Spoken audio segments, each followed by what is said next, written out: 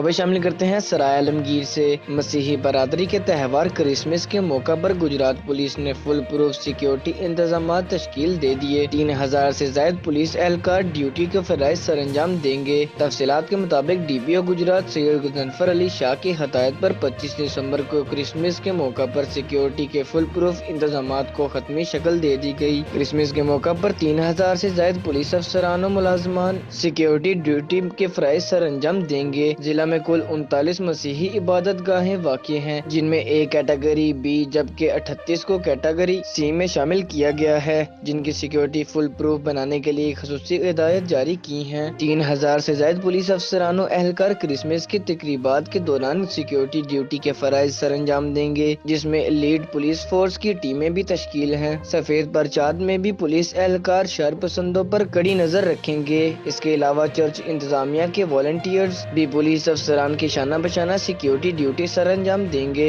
DPO Gujarat ने इस मौका पर मसीही बरादरी को यकीन दिलाया कि वो क्रिसमस के मौका पर अपनी मजहबी रसूमात और इबादत किसी खौफ के बगैर अदा करें। पुरअमन माहौल और फुल प्रूफ सिक्योरिटी इंतजाम हमारी अव्वलीन तरजीह और जिम्मेदारी है। चौधरी खुर्रम शहजाद, आलमगीर न्यूज, सराय आलमगीर।